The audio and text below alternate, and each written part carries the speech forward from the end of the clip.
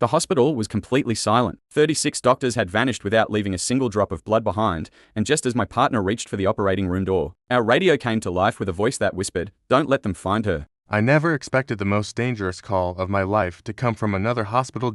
My name is Alexei, and during the first weeks of Russia's full-scale invasion of Ukraine in 2022, I served as a combat paramedic attached to a voluntary evacuation team outside Izium. By then, the front line shifted almost every day. Roads that were safe in the morning could become death traps by sunset. We stopped asking whether a mission was dangerous. We only asked if someone was still alive. On March 18th, just before dusk, my partner Taras and I were preparing to end a 16-hour shift when our military radio suddenly came alive. Medic Team 3, respond immediately. The transmission wasn't from our dispatcher. It came directly from a territorial defense officer. We've lost contact with Field Hospital 7. Taras frowned. How long? Almost 6 hours. That made no sense. A frontline field hospital reported its status every 30 minutes. Miss 1 report. And someone called. Miss 12. Something had gone terribly wrong. The officer continued. The last transmission was incomplete. What did they say? I asked. A long pause followed. Finally, the answer came. The doctor only managed to say 3 words. Don single quotes T. Come here. Then the signal disappeared. No gunfire. No explosions. Nothing. Just silence. Taras looked at me. If they had time to speak. Double quotes. Someone was still alive. 30 minutes later, we were driving through a dense pine forest east of Izium. The sun had almost disappeared behind the trees. Every few kilometers, we passed abandoned civilian vehicles, burned military trucks, and fresh shell craters that forced us off the road. Neither of us spoke much. Something about the mission felt wrong. The field hospital wasn't inside a town. It had been built inside an abandoned rehabilitation center hidden deep in the forest, chosen because it couldn't easily be spotted from the air. Officially, only military units knew its location, which raised one disturbing question. If someone had found it. Who? After another 20 minutes, our headlights illuminated a faded road sign.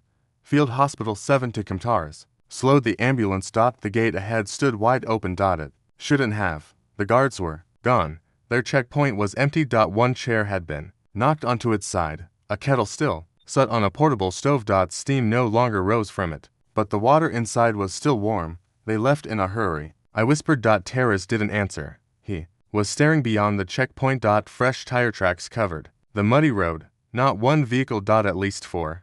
All heading into the hospital grounds. None of them came back out.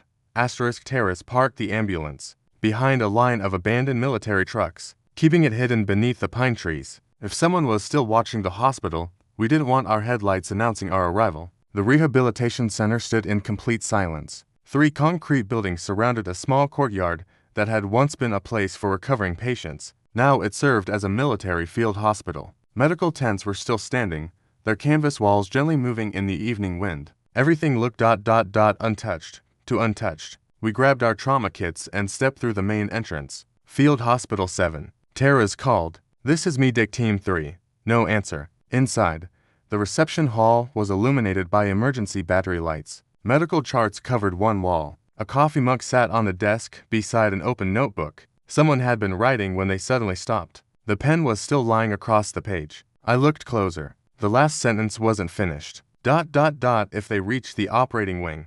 Lock. Double quotes. That was it. The handwriting ended abruptly. Taras swept his flashlight across the room. No blood. No shell damage.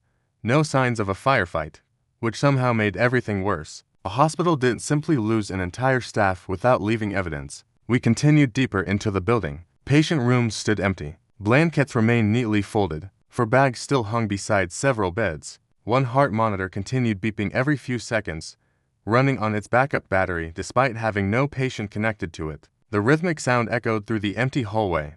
Beep. Beep. Beep. It was the only proof that electricity had existed here only hours earlier. Then I noticed something strange. The floor had been cleaned. Not completely. Just one narrow path running through the corridor. Everywhere else was covered in muddy boot prints. Someone had deliberately wiped away a trail. Taras. He knelt beside the floor. Fresh. Less than a few hours, but why clean only this part? Before either of us could answer, a loud metallic crash echoed somewhere above us. Second floor. Both of us instinctively looked toward the staircase. The sound was followed by complete silence. Terrez raised his radio. "Control. This is me, Dick Team 3. Only static," answered. The thick concrete walls blocked every signal. He clipped the radio back onto his vest. "We're on our own." We climbed the stairs slowly, flashlights fixed ahead. The second floor hallway was darker. Most of the emergency lights had already failed. Room after room stood empty. An operating theater remained fully prepared for surgery. Sterile instruments were arranged perfectly. A surgical lamp was still switched on. Someone had expected a patient, but no one was there. As we turned the next corner, my flashlight landed on a pair of muddy footprints. They were fresh. They led toward the intensive care unit, and beside them, there was a second set. Bare footprints. Someone had walked through the hospital without shoes. Both trails disappeared behind the ICU door. Then, the handle slowly began to turn. The ICU door creaked open only a few inches before stopping. Terrez raised his flashlight, keeping one hand on his sidearm. "This is Ukrainian medical personnel," he called. "If anyone is inside, we're here to help. Double quotes silence. Then, very slowly, the door opened the rest of the way. The room was empty. 8 intensive care beds stood exactly where they should have been. Portable ventilators were still connected to backup batteries, quietly humming in the darkness. A heart monitor flashed an error message, waiting for a patient who would never return. The muddy footprints led straight inside. The bare footprints followed. Then, both trails stopped in the middle of the room. No exit. No hidden door. Nothing. I slowly turned in a circle, scanning every corner. Where did they go? Terrez didn't answer. Instead, he crouched beside one of the beds. They didn't disappear. He pointed beneath the mattress. A small radio handset lay hidden underneath. Its battery indicator was blinking red. Someone had tried to hide it. I picked it up and pressed the transmit button. "This is me, Dick Team 3. Does anyone copy?" "Only static. Then a voice. Very weak. Don single quotes T. Double quotes. The signal crackled violently. Basement. Double quotes. The transmission died." Terrez looked at me. "Did they say basement?" "I think so." Before we could discuss it further, we heard another sound. Not footsteps. A metal cart rolling across the floor. Somewhere down the hallway. Slowly. Deliberately. Neither of us had touched anything. The sound continued for several seconds before stopping. We rushed into the corridor. Empty. The cart stood alone near the nurses' station. One wheel was still spinning. Someone had moved it only moments earlier. I swept my flashlight across the hallway. Nothing. Then, my beam caught a security camera mounted above the ceiling. Its tiny red light was on. "It's recording," I whispered. Terrez frowned. "That shouldn't be possible. The hospital had no external power." Yet every few seconds, the camera quietly rotated, following the empty corridor. Following us. A cold feeling settled in my stomach. Someone was watching us from the control room. Suddenly, every monitor in the hallway flickered to life, one after another. Black screens turned white. Instead of medical data, they all displayed the same security camera feed. Not from the corridor. From outside. It showed our ambulance parked beneath the pine trees. The timestamp in the corner read 1942. Current time. The camera was live. Then, without warning, a dark figure walked into the frame. The person stopped beside our ambulance, looked directly toward the camera, and slowly opened the rear doors. Move.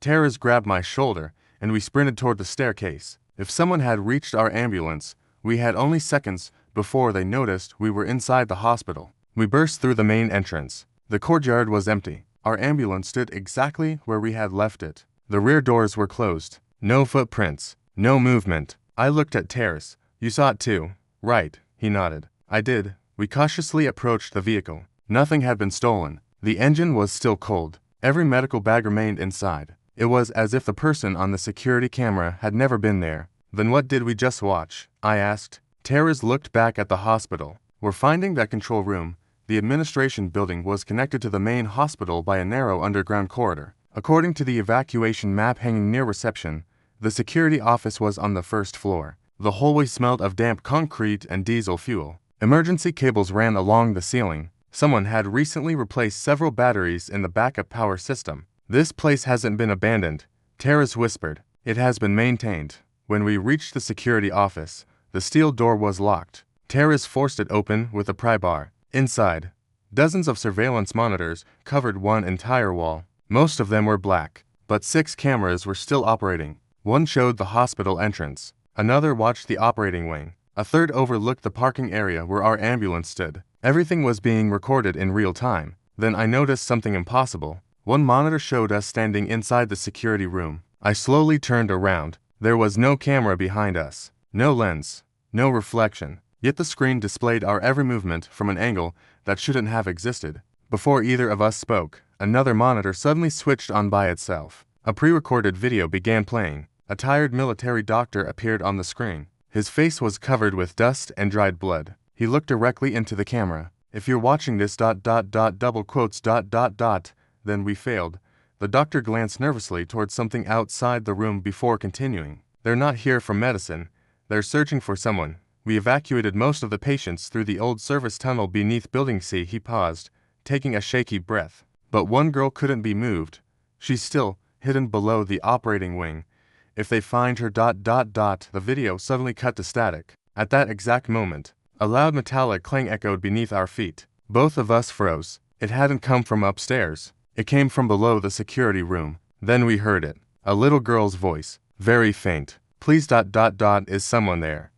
Terrace immediately pushed the recording aside and aimed his flashlight at the floor. "Did you hear that?" I nodded. The voice hadn't come through a speaker. It had come from beneath us. We searched the room until Terrace noticed fresh scratches around an old metal cabinet bolted to the wall. "Help me."